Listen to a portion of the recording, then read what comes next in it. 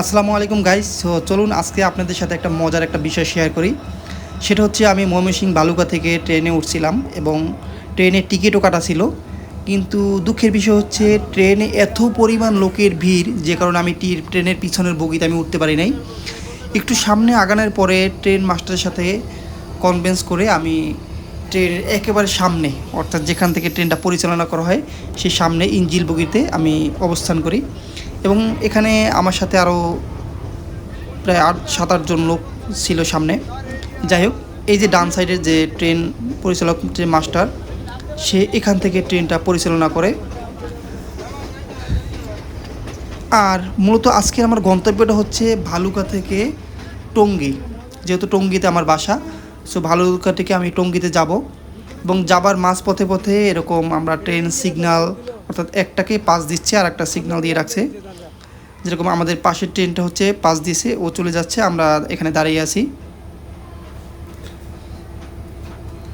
এবং এই যে সামনে আপনারা দেখতে পাচ্ছেন, এগুলো হচ্ছে ট্রেন পরিচালনা করার যে, অর্থাৎ ব্রেক কীভাবে ধরে বা ট্রেনটা কীভাবে কন্ট্রোল করে, কীভাবে আপনার এটা চালু করে, এগুলো দেখলাম।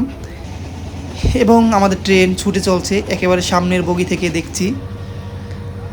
একটা পর্যায়ে খুব সন্ধ্যা হয়ে গেল এবং সন্ধ্যা হওয়ার পরে যেরকম একটু পরেই আর কি অন্ধকার নেমে আসলো।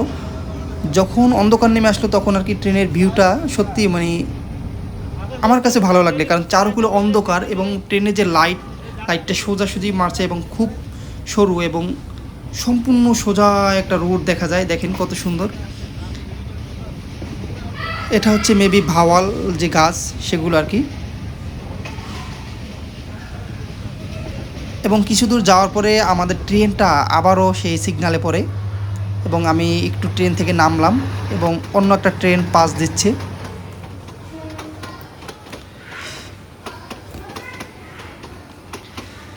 যদি একটু দেখানোর চেষ্টা করি, আমি ট্রেন থেকে নামলাম, এই যে পিছনের যে ট্রেনটা, এটা হচ্ছে আমাদের ট্রেন। মূলত এটা মেবি দেওয়ানগঞ্জ এক্সপ্রেস।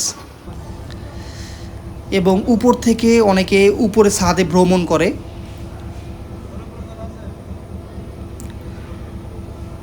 ছাদে ভ্রমণ করার পথে এই যে খুব ঝুঁকিপূর্ণ একটা ভাবে তারা ছোট ছোট বাচ্চারা যে ছাদে যেভাবে যে যাতায়াত করে, সত্যি মানে অনেক সাহসের ব্যাপার। এবং আমি এই যে মাস্টারের, অর্থাৎ সুপারভাইজারের সিটে বসা ছিলাম। যদি একটু দেখাই, এটা হচ্ছে সুপারভাইজারের সিট, আর ডান সাইডে তো যে ট্রেন পরিচালনা করা মাস্টার ট্রেনের।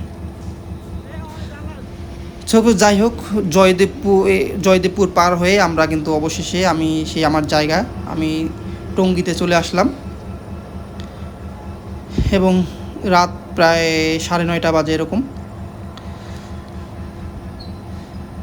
সো মজার বিষয় হচ্ছে আমি আজকে সম্পূর্ণ ট্রেন অপারেটিংটা দেখলাম, যে কীভাবে তারা ট্রেনটা পরিচালনা করে। এটাই আর কি, সাথে চিন্তা করলাম আপনাদের সাথে এই সুন্দর মুহূর্তটা শেয়ার করি। একবারে সামনে থেকে দেখলাম ট্রেনটা। সো সবাই ভালো থাকবেন, আল্লাহ হাফেজ।